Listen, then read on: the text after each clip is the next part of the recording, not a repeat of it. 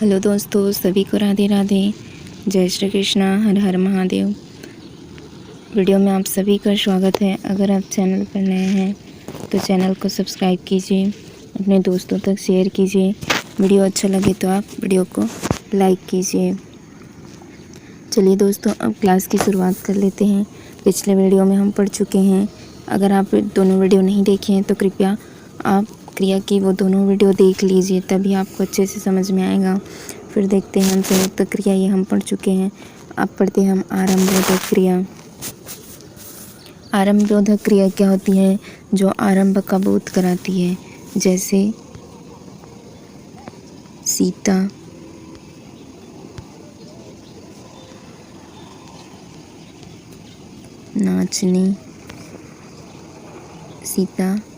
नाचने लगी। ये किसका बोध करा रही है? आरंभ का। तो ये हमारा क्या होगा?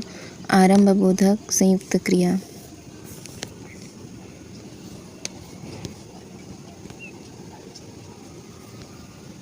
यहाँ देखते हैं, वर्षा होने लगी, मोहन पढ़ने लगा। किसका बोध करा रही है?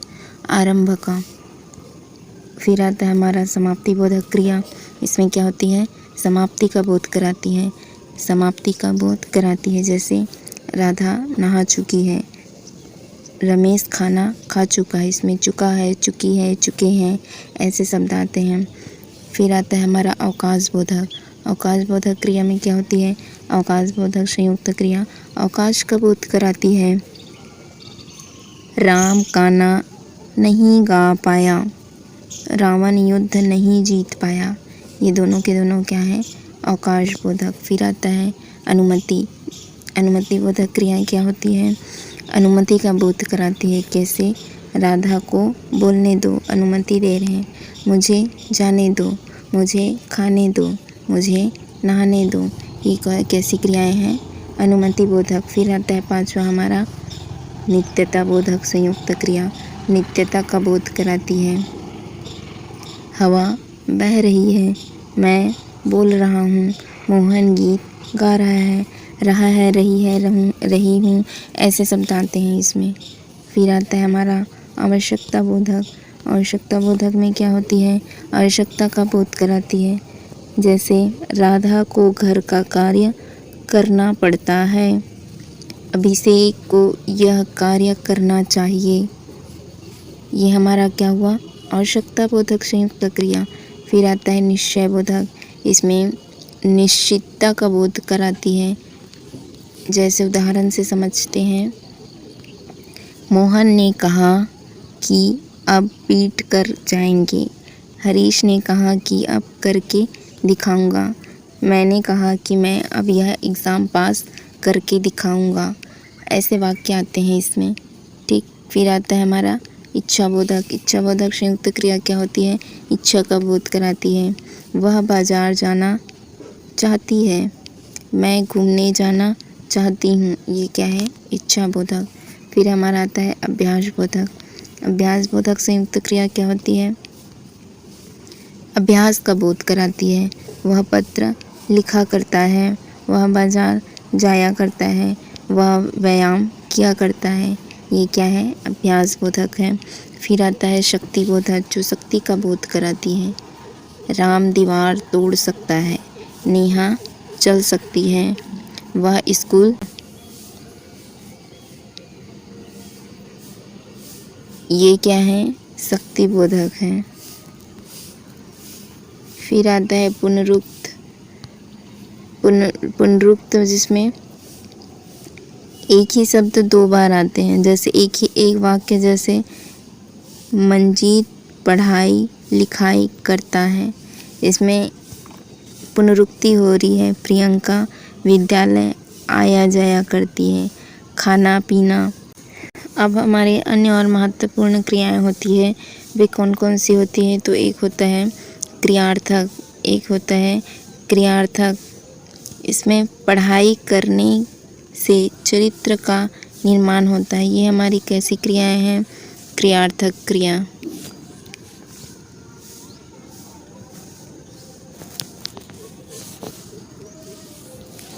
फिर दौड़ना स्वास्थ्य के लिए अच्छा होता है। ये हमारी कैसी क्रिया है? क्रियार्थक क्रिया। फिर आता है यौगिक क्रिया और रूढ़ क्रिया। यौगिक क्रिया में मूल धातु प्लस ना प्रत्यय को छोड़कर अन्य कोई भी प्रत्यय हो सकता है। और रूढ़ में क्या होता है कि मूल धातु में केवल ना प्रत्यय लगा होता है। जैसे इसमें लगा है चढ़ाना और चढ़वाना, चलाना और चलवाना। तो इसमें मूल धातु क्या है? इसमें मूल धातु है चढ़। चढ़ में कौन सा प्रत्यय लगा है? चढ़। चढ़ में कौन सा प्रत्यय लगा है? इसमें आना प्रत्यय लगा है। इसमें ना प्रत्यय नहीं लगा, इसमें कौन सा प्रत्यय लगा है? आना। इसी तरह चढ़वाना में कौन सा प्रत्यय लगा है? वाना प्रत्यय लगा है। तो यौगिक क्रिया वे क्रियाएं होती है जिसमें ना प्रत्यय नहीं होता। ना प्रत्यय को छोड़कर अन्य कोई भी प्रत्यय हो सकते हैं। और मूल धातु में कौन से प्रत्यय होता है? ना। चढ़ मूल धातु में कौन सा प्रत्यय लगा है?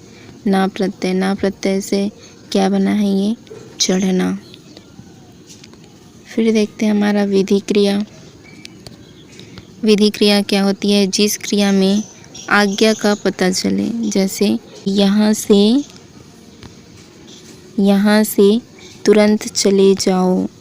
यहाँ से तुरंत चले जाओ। ये क्या है? विधि क्रिया। सारे चुपचाप बैठ जाओ। ये हमारा क्या है? विधि क्रिया। फिर आता है हमारा अनुकरणात्मक क्रिया। अनुकरणात्मक क्रिया में क्या होती है? जिसमें शब्दों का अनुकरण होता है। कैसे? देखते हैं। भिन भिनाना, भन भनाना। मक्खियाँ भिन भिना रही है, मच्छर भन भना रहे हैं। फिर आता है बड़बड़ाना। फिर बड़बड़ाना, फड़फड़ाना, फड़फड़ाना, झनझनाना, टनटनाना। फिर खटखटाना, दरवाज़ा कोई खटखटा रहा है। फिर आता है हिनहिनाना, घोड़ा हिनहिना रहा है। थरथराना, थपथपाना। फिर चिड़चिड़ाना, जैसे मक्खी भिनभिना रही है, मच्छर भनभना रहे हैं, घोड़ा हिनहिना रहा है, कोई दरवाज़ा खटखटा रहा है।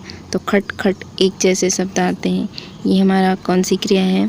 तो अनुकरणात्मक क्रिया। फिर आता है हमारा सजाती क्रिया। सजाती क्रिया में क्या होती है?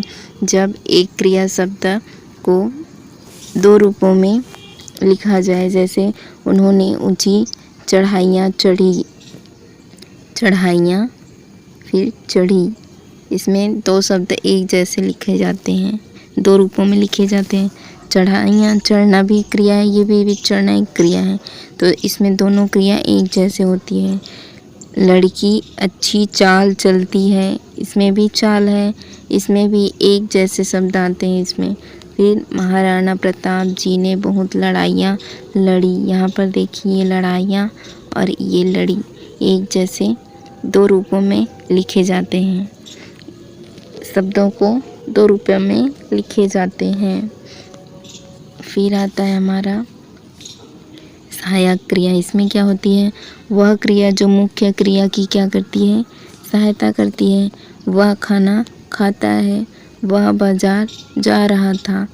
इसमें एक क्रिया दूसरे क्रिया की क्या कर रही है? सहायता कर रही है। फिर हमारा आता है सामान्य क्रिया। इसमें क्या होता है? जब क्रिया को पूरा करने के लिए सिर्फ एक क्रिया पद की आवश्यकता हो। जैसे बबीता गई, राम छवि जागा, सिद्धि चलो। ये हमारी कौन सी क्रिया है? सामान्य क्रिया है। फिर हमारा आता है समापिका और असमापिका। समापिका क्रिया और असमापिका क्रिया। सिर्फ वाक्य की समाप्ति पर क्रिया हो। जैसे बच्चे कक्षा में पढ़ते हैं, वाक्य की समाप्ति हो रही है और उसी में क्रिया होती है। समाप्ति में पढ़ना क्या है? क्रिया है। मधुमती नृत्य करती है। फिर असमापिका में क्या होता है? सिर्फ वाक्य की समाप्ति पर ही क्रिया नहीं होगी, अन्य स्थान पर भी इसमें क्रिया होती है। जैसे सामने बहता हुआ कमल बहुत अच्छा लग रहा है।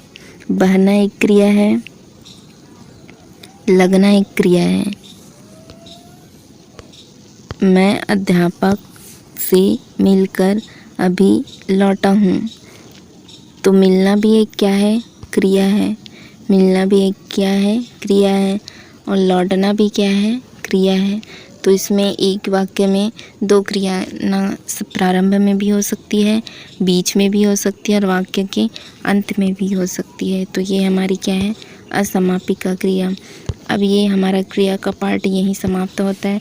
जैसे अब हम कोई वाक्य लेते हैं, इसमें मैं क्वेश्चन नहीं लाई हूँ, यहीं पर कोई वाक्य ले लेते हैं और उससे हम प्रैक्टिस कर लेते हैं। जैसे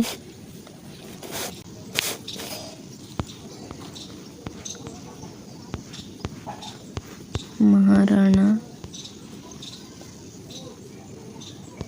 प्रताप ने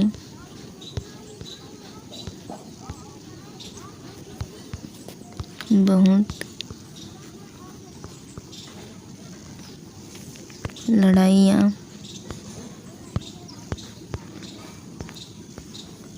लड़ी। ये हमारी कौन सी क्रिया है? यह आपको पूछा जाएगा। क्या यह अनुकरणात्मक क्रिया है? क्या यह अनुकरणात्मक क्रिया है? क्या यह सजातीय क्रिया है? तो आप बताएं कि यह कौन सी क्रिया है। इसमें दो क्रिया एक जैसे आ रही हैं, ये लड़ाइयाँ और लड़ी। तो ये हमारा क्या है? सजातीय क्रिया है। अनुकरणात्मक क्रिया का हम जैसे कोई वाक्य लेते हैं, घोड़ा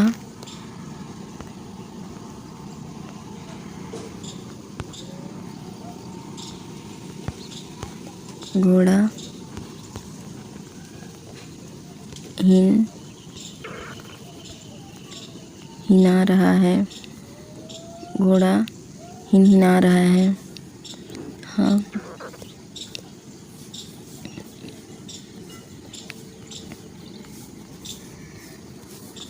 घोड़ा हिनहिना रहा है।